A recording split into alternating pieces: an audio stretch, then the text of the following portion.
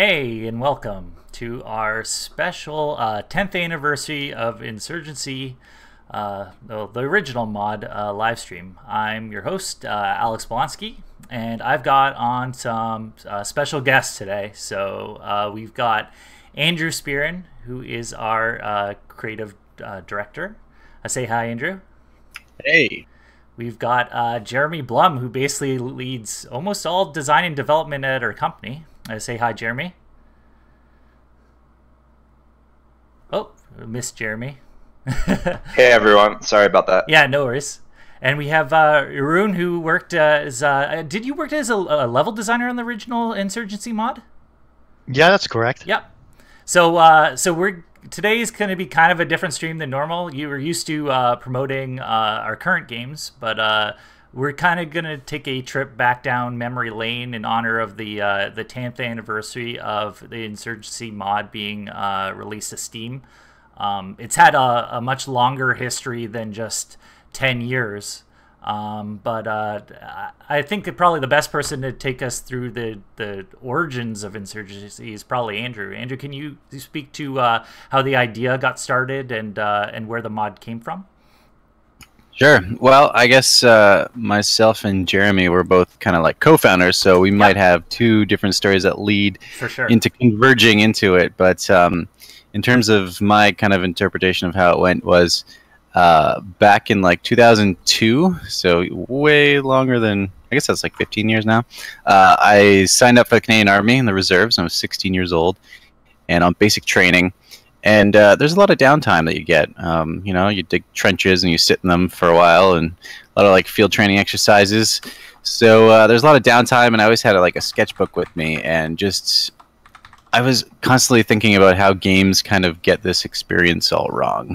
Like that they don't conjure up the sort of like feelings that you get when you're engaged in, it was simulated combat, it was training, but nonetheless it was an adrenaline rush. So, and also the feeling of like handling weapons and that kind of stuff. So I just jotted down a ton of ideas and like sketched out like user interface ideas, a heads-up display, and like that kind of stuff. So that's sort of when I decided to kind of pursue my own project, because I'd been involved in like the mod scene, the Half-Life mod scene, mostly as like a beta tester or like a forum moderator, made some websites. So I was really involved with like a Vietnam mod called Tour of Duty in that community. That was a really good insight into like sort of the mod scene and the process. Played a ton of Day of Defeat, so really looked at that as an example to follow.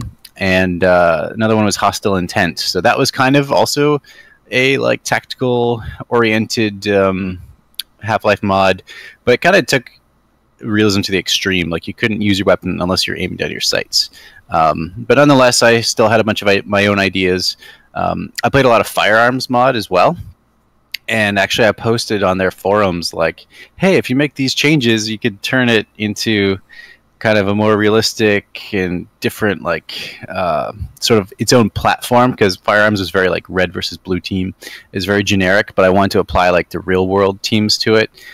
So very much thinking about developing like a modding platform and a shooter platform at that time. So basically when somebody on that Firearms thread said, well, why don't you just go make your own mod? Don't change our thing at all. So I was like, okay.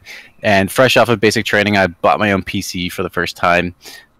So I like just stayed up late on IRC trying to recruit people, trying to convey my ideas, my vision for this project. And at the time I named it Operation Counterinsurgency, or OpCoin was sort of like the abbreviation, because I was, you know, into the more military side of things, and conceptually it was much more on the kind of like realistic simulation side of things, but quickly kind of ran into the realities of the source engine. So I think it was around 2004, like basically around Half-Life 2 announced, and then I decided, because originally it was going to be on Half-Life engine, and as soon as I saw Half-Life 2, I was like, yes, gonna move this project over. And by that time we had a few like 3D modelers and level designers recruited, and one programmer, Pongles, and so we had like a small but pretty talented team, and built up a reputation kind of in the modding scene. And I think that's might have what caught Jeremy's eye. So I don't know if Jeremy, you want to continue with your side of the story. Sure. Yeah. So my kind of involvement in modding started a little bit before this. I was actually the founder, basically, of Red Orchestra for Unreal Tournament, um, the mod, and that was sort of the beginning of my experience, like putting together a mod team and bringing basically an idea to launch. And Red Orchestra was already at the time receiving a lot of sort of reaction, and people were sort of discovering it, and it turned into kind of a thing, that like whoa, there's like this whole like realism genre or subgenre, like, but that hasn't really existed in PC gaming. And I was very young at the time. I was like 14 or 15 or something like that.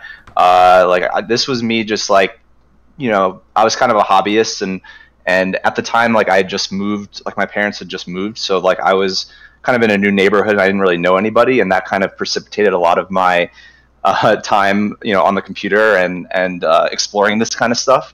But basically, after Red Orchestra released, and we were already starting to get some attention with it, it became clear that the team that I had actually been responsible for building was interested in taking this kind of to the next level, and that's sort of how Tripwire Interactive, kind of came to be. The team behind Red Orchestra is, I actually recruited the who are now the founders of that company. But at the time, I was really young. I was like 14, 15. They were trying to start a company, and it didn't really make much sense for me to participate going forward. I just would have gotten in the way probably. So I think at that point I realized, like, this team wasn't really where I was going to be in the future, and but I was still very much interested in creating and making mods and making games, hopefully in the future, someday. And so what I did is I kind of switched over from Unreal to Half-Life 2, because I was very excited about the impending Half-Life 2 launch, and I felt that the SDK was going to be a lot more powerful and allow a lot more capabilities for modders. So I was actually planning on starting my own mod for Half-Life 2, basically like a modern-ish Red Orchestra. But then I did research and I discovered Andrew's mod, and instead of basically competing against Andrew's mod, I decided that it would make more sense for us to kind of join forces in a way. And so I approached them, and that's sort of the beginning of how Andrew and I met and sort of started working together on working on Insurgency. And then eventually, shortly thereafter, we simplified the name and turned it into Insurgency. And I brought over a lot of people from, or a few people from the Red Orchestra team over to the Insurgency team. And we continued to recruit, and yeah, like at that point I was kind of like, now I'm a programmer and a designer, and back then I guess I was a designer, but I was really involved in like kind of team management, like bringing together the team and actually, like, I guess production, like making things actually happen, and also working on kind of filling in the gaps, which I still do to this day. But like back then, I actually modeled all the characters. I did all the player animations. I directed the weapon animator. Like, I did all these tasks that nobody else was doing in order to sort of make sure that the game contained all of the elements it needed in order to launch. And so I guess that's sort of my involvement in the project, and kind of how things got off the ground. Yeah, and for those of you guys that weren't around or playing games during that year, I mean, this was kind of the height of I would say it's the height of the modding scene, at least for PC games, where games like Half-Life and Quake and all those games basically led to a bunch of the companies that you see now, because they gave people an opportunity. All these moddable games came out. They gave people an opportunity to go and create levels, to become modelers, to become programmers, and that sort of thing. So I want to ask Arun as well. How did you get started as a modder back in the day? Well, I was working on a bunch of other mods, the Specialist, and some smaller ones. Also one that's called Move In. And at some point, to the Chris, was already working on Insurgency mod. Told me about like, yeah, you know, we're looking for a level designer. And I was like, well, you know, I'm not really at that level yet, because I was checking out the screenshots and I was so like impressed by the work they were doing with Insurgency mod. It was just it was amazing for me.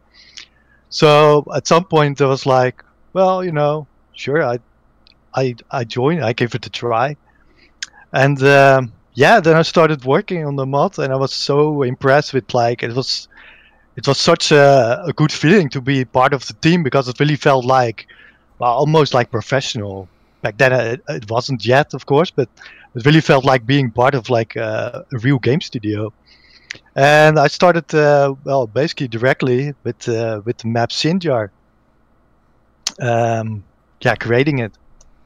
And that was really, yeah, that was really a journey, because it was one of the biggest maps ever done in Source around that time.